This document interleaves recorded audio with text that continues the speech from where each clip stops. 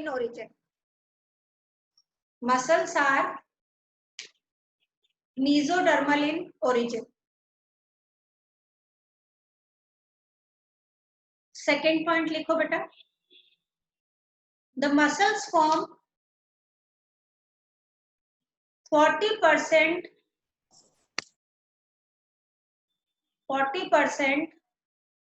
of the total body weight.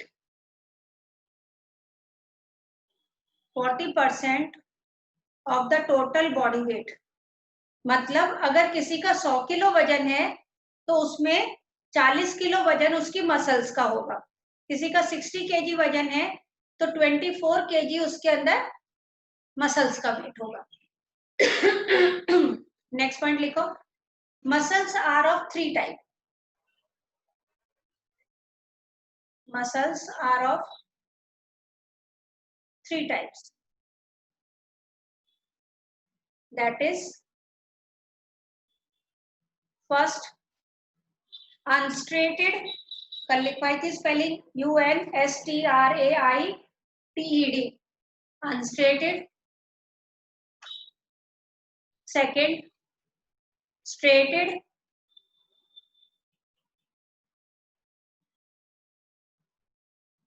And third is the cardiac muscles.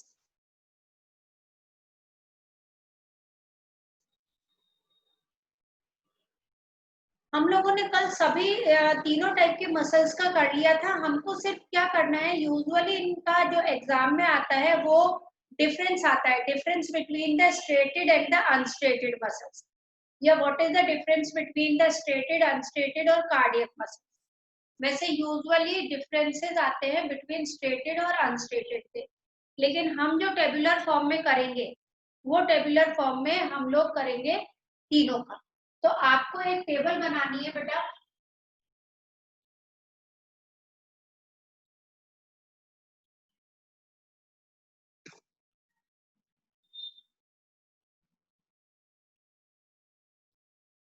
इस तरह से पहले में आपको लिखना है स्ट्रेटेड, सेकंड में लिखनी है अनस्ट्रेटेड, एंड थर्ड में लिखना है बेटा कार्डियक. ओके. और यहाँ पे हम करेंगे कि किस किस चीज में हमें डिफरेंस फाइंड आउट करना है. तो इसमें सबसे वर्ड फर्स्ट लिखेंगे स्ट्रेशंस. स्ट्रेशंस का मतलब होता है कि जो लाइन लाइन मैंने बताया था कि इस तरह से अगर अपन मसल्स बनाते हैं तो ये जो these are called as the striations. ठीक है. तो स्ट्रेशंस, तो इसके अंदर अपन लिखेंगे प्रेजेंट, इसमें लिखेंगे एब्सेंट, और इसमें कार्डियक में क्या था बेटा, प्रेजेंट. ओके. उसके बाद में आता है कि whether they have the single nucleus और मैनी न्यूक्लियस, यानी यूनी न्यूक्लिएटेड और मल्टी न्यूक्लिएटेड. तो नेक्स्ट अपन लिखेंगे न्यूक्लियस.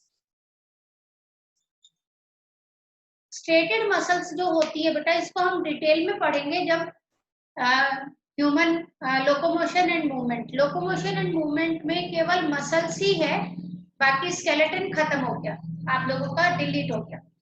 हम लैब के थ्रू स्केलेटन की स्टडी कर लेंगे. न्यूक्लियस इसके अंदर स्ट्रेटेड मसल्स में. मैम ये ब्लर है मैम. क्लियर नहीं आ रहा?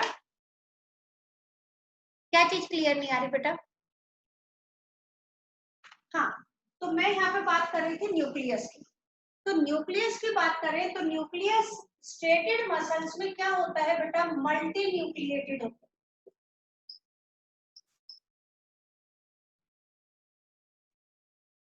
मल्टी न्यूक्लिएटेड होते हैं, यानी कि many nuclei are present in the striated muscles, क्योंकि उसमें कहीं पे भी कोई एक सिंगल सेल फॉर्म में नहीं होती. इसका अपन को याद होगा, आपको स्ट्रक्चर इस तरह का था, स्पिंडल शेप बेटा, और मैंने सेंटर में न्यूक्लियस बनाया था. तो ये होता है बेटा यूनी न्यूक्लिएटेड. कार्डियक मसल्स मैंने कहा था स्ट्रेटेड मसल्स की जैसी ही होती है, इसलिए इसके अंदर भी ये भी क्या होगी बेटा, मल्टी न्यूक्लिएटेड. ठीक है, तो ये भी मल्टी न्यूक्लिएटेड हुई। फिर आता है कि कहाँ प्रेजेंट होती है, लोकेशन।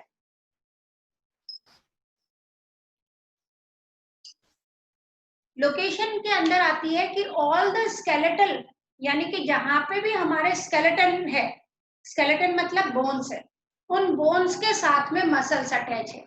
तो हम ये कहेंगे कि stated muscles always attached with skeleton.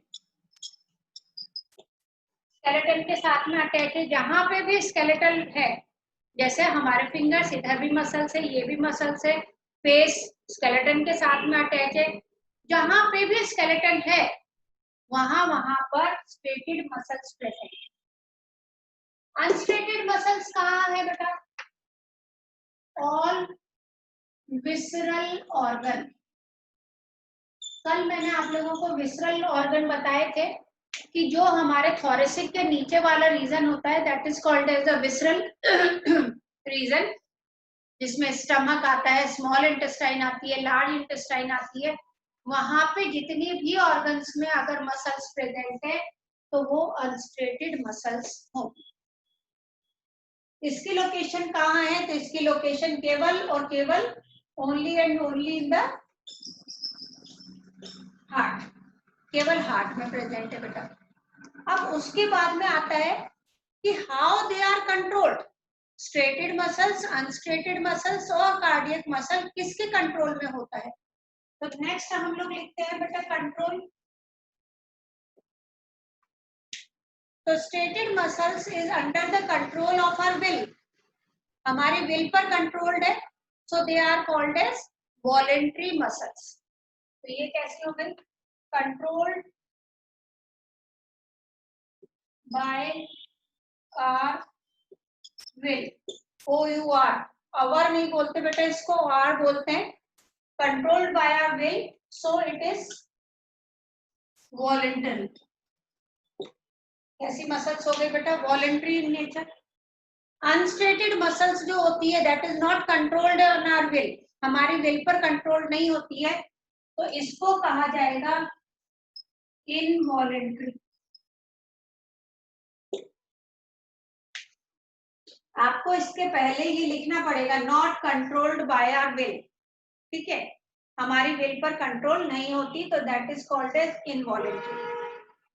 Cardiac muscle is also not controlled by our will, ये भी हमारी विल पे कंट्रोल नहीं होती, so it is also called as involuntary. So we have classified, or we can differentiate the stated, unstated or cardiac muscles on the basis of these. अब one more feature is there and that is very important. एक feature और है बेटा, और वो बहुत important है कि whether these muscles get fatigue or not. तो सबसे पहले चीज आता है what is fatigue. fatigue होता क्या है, तो simply टायर्डनेस में, एक सिंपल वर्ड में अगर बोलूं तो टायर्ड होना, थक जाना, is called as fatigue. You people have studied in the 10th class. आप लोगों ने 10th क्लास में रेस्पिरेशन वाला चैप्टर पढ़ा था, और रेस्पिरेशन में हमने पढ़ा था glucose give rise to pyruvic acid जो साइटोप्लाज्म में होता है, एंड देन उसके 3 पाथवे थे, ये यूजुअली एग्जाम में आता है बेटा। उसमें पहला पाथवे था कि एनारोबिक रेस्पिरेशन चल रहा है यीस्ट में, जिसमें बन रहे थे C2H5OH प्लस CO2 और 2 ATP। फिर उन्होंने बताया था कि aerobic respiration in the muscles, जिसमें बन रहे थे CO2 plus H2O plus 36 ATP। Okay, third उन्होंने बोला था एनारोबिक रेस्पिरेशन इन मसल्स, और उसके अंदर जो प्रोडक्ट बना था, अगर आप लोगों को याद हो तो वो लैक्टिक एसिड बना था, लैक्टिक एसिड। और फिर नीचे एक स्टेटमेंट था कि when the lactic acid is formed in the muscles get fatigue, यानी जब मसल्स में लैक्टिक एसिड का डिपोजिशन हो जाता है तो उस कंडीशन में कहा जाता है मसल्स में फटीग हो गए। कब होता है ये, जब बेटा हमारी बॉडी को require more energy and we are getting less oxygen. Okay, कब ये कंडीशन अराइज हो सकती है? सपोज अपने स्कूल में या अपने स्कूल में अगर सपोज मान के चलो स्पोर्ट्स डे है, अब एक दो बच्चे तो यूं हंस रहे होंगे, अरे हमारे स्कूल में स्पोर्ट्स डे नॉट पॉसिबल, है ना? लोअर क्लासेस में तो होता है 8th क्लास तक, 11th 12th में तो बेटा लास्ट ईयर तो करा था, इस बार लास्ट ईयर हुआ था स्पोर्ट्स डे। स्पोर्ट्स डे मतलब डिफरेंट गेम्स हुए थे लास्ट ईयर, तो दो चीजें एकदम जबरदस्त हुई थी। एक तो आप लोगों का भी हुआ होगा, वो टग ऑफ वॉर हुई थी, और दूसरा जो हुआ था वो दिवाली पर अपनी क्लासरूम का डेकोरेशन का हुआ था। वो मेरे 5 इयर्स के करियर में, इस स्कूल के 5 इयर्स के करियर में वो फर्स्ट टाइम ऐसा हुआ था कि फुल डे कोई भी क्लास, ना तो टारगेट सेक्शन, ना नॉर्मल सेक्शन, ना कोचिंग, किसी में भी कोई पढ़ाई नहीं हुई, सब में काम, सब में एंटरटेनमेंट किया था, सबने अपनी क्लास डेकोरेट की थी दिवाली से पहले, and that was very good. In fact ऐसा यूजुअली हर 3-4 महीने नहीं तो 6 महीने में एक बार जरूर होना चाहिए। इससे बच्चों की ना कितना अच्छा क्या क्या चीजें आती है। उस दिन मुझे याद है मेरे एक हाथ में मेहंदी एक गर्ल ने लगाई थी और दूसरे हाथ में मेहंदी मेरे एक बॉय ने लगाई थी, यानी उस दिन मुझे पता लगा कि बॉयज को भी इतनी सुंदर मेहंदी लगानी है ना? खैर वो सारी चीजें बाद में, हम लोग बात कर रहे हैं कि अगर स्पोर्ट्स डे हो और आपने पार्टिसिपेट कर लिया, 100 मीटर्स भी दौड़े, 200 भी दौड़ लिए, बोले चलो 400 की भी दौड़ेंगे, बेटा दौड़ तो लिए, उसके बाद इतने थक जाएंगे कि ये जो हमारी calf muscle, sorry thigh muscles होती है, पैरों की मसल्स, उससे चला भी नहीं जाएगा, you you you you you करके चलेंगे। कई लोग माता वैष्णो देवी के जाते हैं, पैदल पैदल ही जाते हैं ना बेटा, माता वैष्णो देवी के तो ऑलमोस्ट सभी पैदल जाते हैं, कई लोग खाटू श्याम जी के जाते हैं, वो भी पैदल पैदल जाते हैं। तो बेटा जब अगर आप फर्स्ट टाइम ही बिना पहले कोई प्रिपरेशन के पैदल चलना चालू करोगे, तो after some time the lactic acid will form in your muscles, और वो lactic acid causes the fatigue। ये कब होता है? ये तब होता है कि जब हमारी बॉडी की एफिशिएंसी से ज्यादा हम काम करें। तो बेटा ये ध्यान देना कि केवल स्टेटेड मसल्स गेट फैटिग, है ना, ओनली दीज गेट फैटिग, इसके अंदर नो नो। ये दोनों मसल्स फैटिग नहीं होती। क्यों नहीं होती बेटा? क्योंकि इनका काम हमारी विल पे डिपेंड करता ही नहीं है बेटा। ह्यूमन बीइंग ना हर वो काम गलत करता है जो उसकी इच्छा से, ये हरदम का फैक्ट है बेटा। हम कई बार कहते हैं ना भगवान हमारी सुनता ही नहीं है, हम तो भगवान से कुछ कुछ मांगते हैं लेकिन भगवान हमें कुछ देता ही नहीं है। बेटा अगर आप सपोज एक बार सोच के देखो कि अगर हम भगवान से जो भी मांगे और भगवान हमें वो देने लग जाए, तो बेटा ये धरती बचेगी नहीं। क्यों नहीं बचेगी? मैंने सपोज किसी बच्चे की पिटाई कर दी अच्छी सी, पढ़ता हूँ, हाँ बोलो बेटा। तनीषा बेटा आपका तो क्लास नहीं है, तनीषा अपनी में क्या करूं? Tanisha hello hello hello hello. तो बेटा मैं आपको बता रही थी कि अगर मैंने किसी बच्चे की अच्छी से पिटाई कर दी तो बच्चा क्या सोचेगा, यार ये तो पिटती रहती है, इसका एक्सीडेंट हो जाए तो ठीक है। अब ले भाई, मेरा तो भगवान ने तुम्हारी सुन ली और मेरा तो एक्सीडेंट हो गया। हम जब छोटे थे ना बेटा, छोटे मतलब 9th-10th में पढ़ते थे, तो हमारी फिजिक्स की टीचर थी आशा गुप्ता मैम, बहुत स्ट्रिक्ट, बहुत डांटती थी। मेरा फिजिक्स फेवरेट था लेकिन फिर भी वो मुझे भी डांटती थी और डेली आ जाती थी बेटा, एक दिन की भी छुट्टी नहीं करती थी। हम लोग सोचते यार इसके बच्चे भी बीमार नहीं होते, रोज आ जाती है मैम, एक दिन भी फ्री पीरियड नहीं मिलता। तो सोचो अगर हम ये मांगते भगवान से और भगवान उनके बच्चों को बीमार कर देते तो क्या बनता। कहने का मीनिंग, अगर हमारी विल के अकॉर्डिंग सारे काम होने लग जाए बेटा, तो हम सब गलत काम ही करते। तो वही चीज है कि मेरी मसल्स, मेरे अंदर जितनी स्ट्रेंथ होती है मैं यूजुअली उससे ज्यादा करने की कोशिश करती हूँ। अगर हमको जैसे सपोज अगर अपन को कभी खेलने को मिल जाए तो बच्चे खेलते जाएंगे, 2 घंटे तो 2 घंटे, 3 घंटे तो 3 घंटे, फिर बाद में थक जाएंगे क्योंकि उनकी विल पर डिपेंड कर रहा है कि खेलेंगे। अब ये वाली जो मसल्स है अनस्ट्रेटेड और कार्डियक, ये हमारी विल पे डिपेंड नहीं करती। आप सपोज मान के चलो कि आपके स्टमक की मसल्स आपकी विल पे डिपेंड करती, तो आप अपने स्टमक को क्या कहते हैं? आप कहते हैं अभी मैं खा लेता हूँ, फटाफट फटाफट 15 मिनट में डाइजेस्ट कर दे भाई। स्टमक की मसल्स को वो मूव करवाते तो वो बहुत जल्दी काम करना पड़ता, उसको जल्दी काम करना पड़ता, तो उसमें भी फटीग होता। लेकिन क्योंकि हमारे स्टमक की जो मस्कुलर वॉल है वो हमारी विल पे डिपेंड नहीं करती, वो अपने धीरे धीरे चर्न करती है जो स्पीड उसको असाइंड है, तो इसलिए उतनी स्पीड से करती है, उसमें फटीग नहीं आता। ओके बेटा। हाँ, कभी कभी की कंडीशन बता रही हूँ, अगर कभी किसी बच्चे को वॉमिटिंग होती है, एक बार नहीं 5-6 बार वॉमिट हो जाता है उसको कि जरा सा भी पानी पिया और वो भी वॉमिट कर दिया, तो आपको पता है जब भी हम वॉमिट करते हैं हमारी अंदर तक की मसल सारी मूव कर जाती है, तो उस केस में अंदरूनी दर्द होने लग जाता है।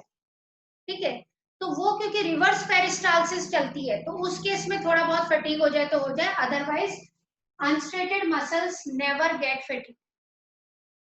और कार्डियक मसल्स तो कभी भी फटीग नहीं होती। जन्म होता है उससे पहले से हार्ट बीट होना चालू होता है बेटा, और डेथ होने तक, till death the heart beats, है ना, यानी heart beat start from just even before the birth, birth से पहले ही हार्ट बीट होनी चालू हो जाती है and it remain till death, but the heart never get fatigue. अगर हार्ट का फटीग होने का चालू हो जाता तो बेटा फिर तो हम कब के राम नाम सत हो जाते। तो ये आ जाता है कि cardiac muscles never get fatigue, unstriated muscles no fatigue, never get fatigue, but the striated muscles get fatigue. और बाकी इनके जो दूसरे नाम है वो आपको पता ही है, स्ट्रेटेड को हम लोग स्केलेटल मसल्स भी कह सकते हैं या वॉलंटरी मसल्स भी कह सकते हैं, अनस्ट्रेटेड को हम लोग स्मूथ मसल्स कहते हैं और इनवॉलंटरी मसल्स कहते हैं। कार्डियक मसल्स को कार्डियक मसल्स ही कहा जाता है और इसका कोई नाम नहीं। नेक्स्ट हम एक और पॉइंट लिख सकते हैं बेटा, इंटरकैलेटेड डिस्क।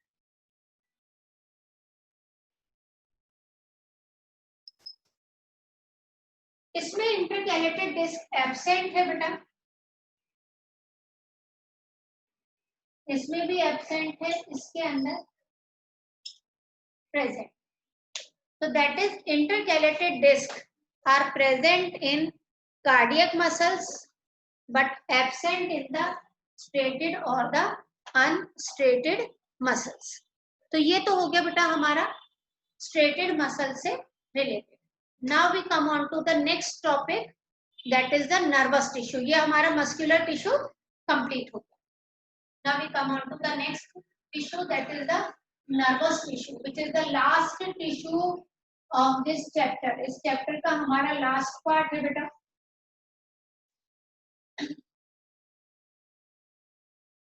टेंथ क्लास में अभी अभी आप लोग पढ़ के आए हो, थोड़ा ही टाइम हुआ है, ज्यादा कुछ टाइम नहीं हुआ है, तो हम लोग इसको फिर भी मैं डिटेल करवाऊंगी बेटा।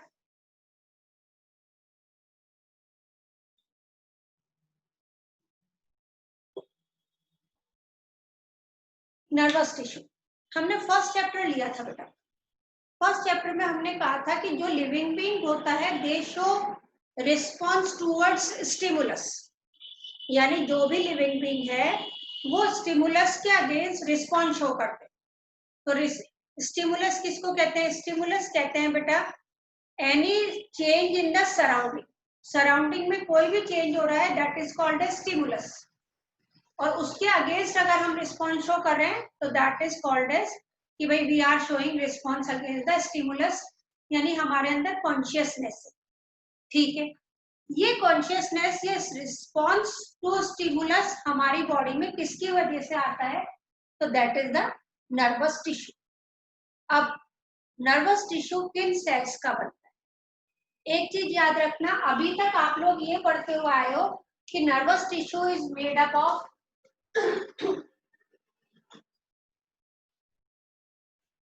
न्यूरॉन। यही पढ़ते आए हैं बेटा कि neuron is the structural and the functional unit of the nervous tissue.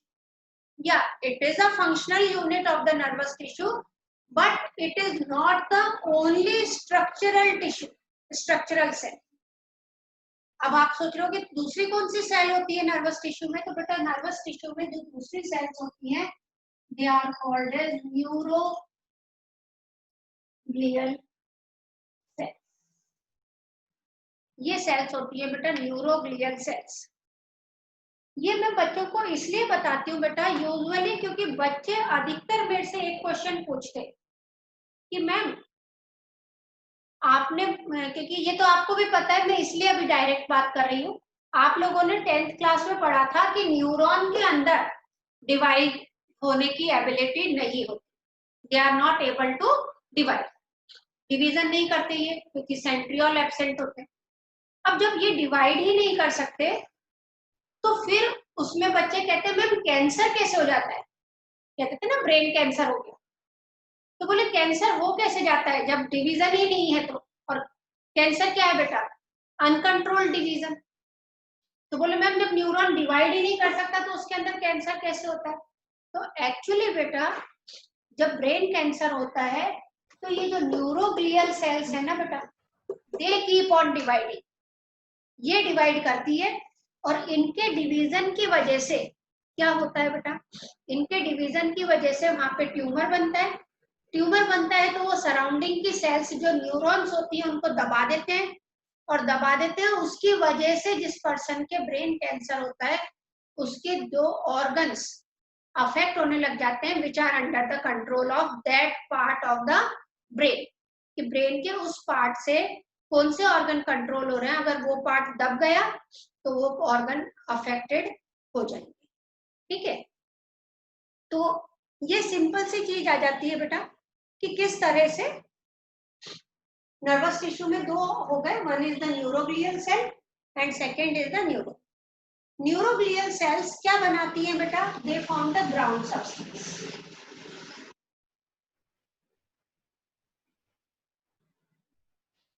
जिसको हम लोग बाकी टिश्यू में हमने क्या वर्ड यूज किया था बेटा उसके लिए? मैट्रिक्स। मैम हाँ बेटा। मैम ये टॉपिक बड़ा है, ये 2 पेज में आ जाएगा या फिर न्यू नोट? अच्छा, तो आप सबसे पहले हम लोग लेंगे न्यूरॉन का, ये तो ग्राउंड सब्सटेंस बना रहे हैं, इसको तो बाद में पढ़ेंगे, पहले हम लोग पढ़ेंगे न्यूरॉन का। न्यूरॉन का अगर अपन स्ट्रक्चर देखते हैं तो न्यूरॉन के स्ट्रक्चर में आप लोगों ने 10th स्टैंडर्ड में कर चुके हो बेटा। मैं एक बेसिक न्यूरॉन का स्ट्रक्चर बना रही हूँ।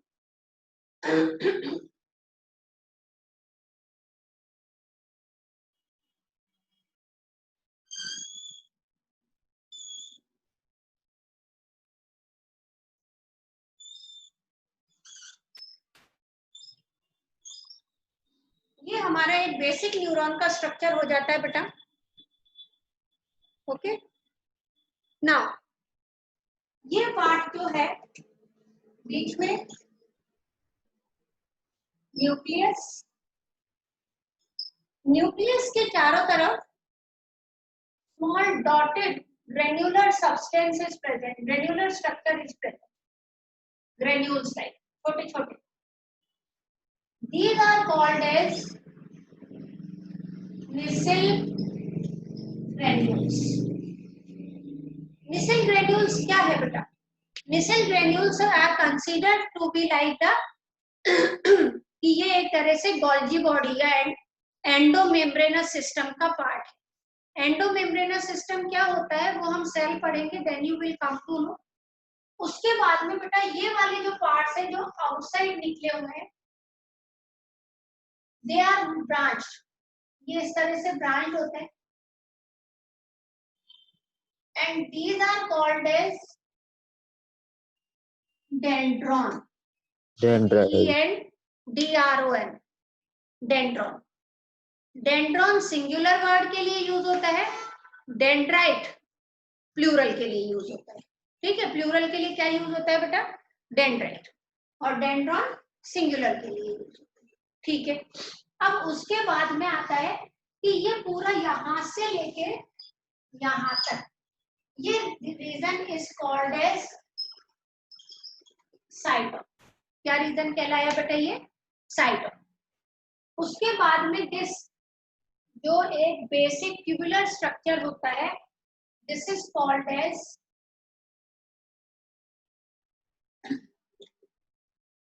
एक्सॉन।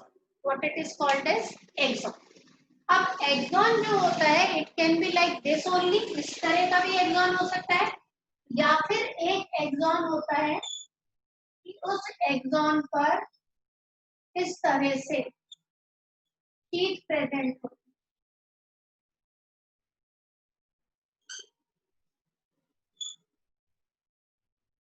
ओके, इस तरह से शीट कवरिंग प्रेजेंट होती है और इसके ऊपर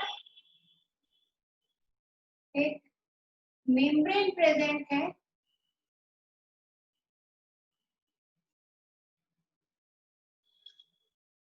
इधर भी प्रेजेंट है बेटा।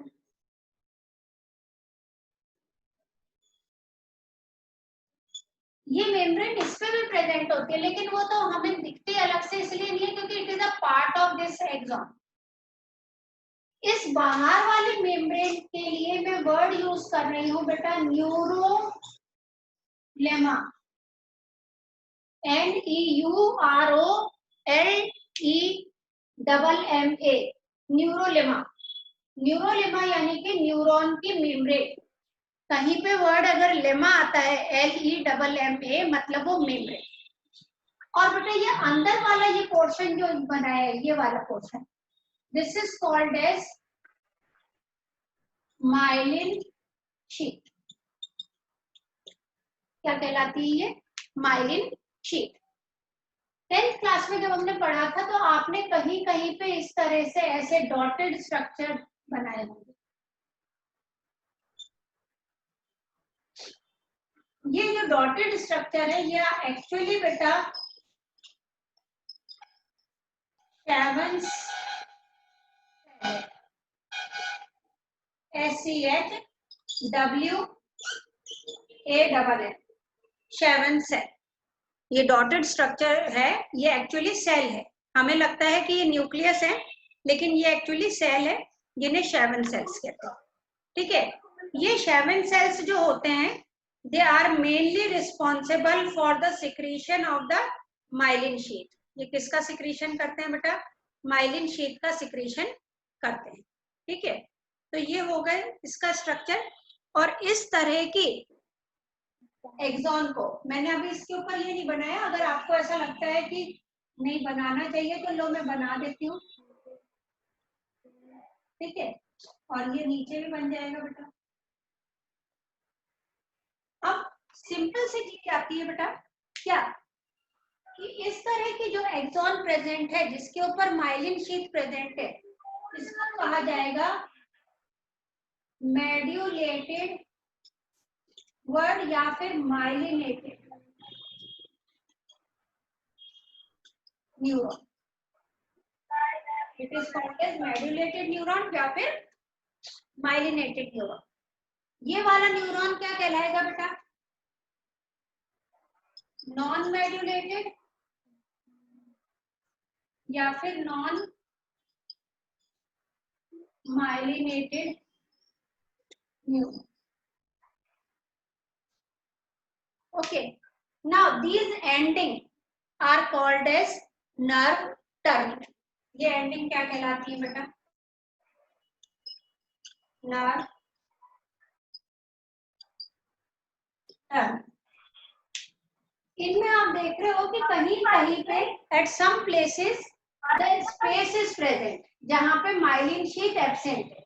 जहां जहां पे माइलिन शीट एब्सेंट है, उस पॉइंट्स को कहा जाता है node of Ranvier, RANVIER। Usha बेटा प्लीज अपने आप को म्यूट कर लो। तो that is called as node of Ranvier. तो नोड ऑफ रेनवियर जो है वो एरिया है जहां पे myelin sheath is absent. Okay, the myelin sheath is absent in the node of Ranvier region. यहाँ पे भी ये न्यूक्लियस रहेगा, डॉटेड रहेगा, डेंड्रॉन्स रहेंगे। तो ये हमने जो बनाया है बेटा, ये एक बेसिक न्यूरॉन का स्ट्रक्चर बनाया है। अब हम देखेंगे कि टाइप्स कौन कौन से होते हैं बच्चे। तो सिंपली अगर मैं टाइप लेती हूँ, हैव यू ड्रॉन दिस? सबने ड्रॉ कर लिया ना बेटा? तो मैं एक को रब कर देती हूँ।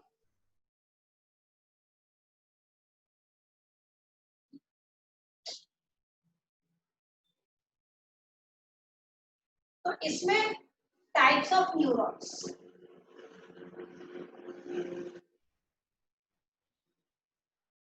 type of neurons में on the basis of the presence of dendron or axon, the neurons can be categorized into three categories. तीन कैटेगरी में डिवाइड करते हैं बेटा। पहला होता है यूनिपोलर न्यूरॉन, सेकंड होता है बाइपोलर न्यूरॉन और थर्ड होता है मल्टीपोलर न्यूरॉन। ओके बेटा, यूनिपोलर न्यूरॉन, बाइपोलर न्यूरॉन और मल्टीपोलर न्यूरॉन। यूनिपोलर न्यूरॉन का क्या स्ट्रक्चर बना हुआ? केवल साइटोन और एक्सॉन, यानी केवल साइटोन है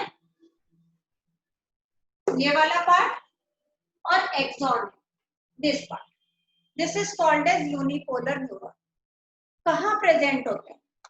दे are present only in the embryo. Embryonic condition में हमारे अंदर यूनिपोलर न्यूरॉन्स प्रेजेंट होते हैं। उसके बाद में नेक्स्ट आता है बाइपोलर। Bipolar neuron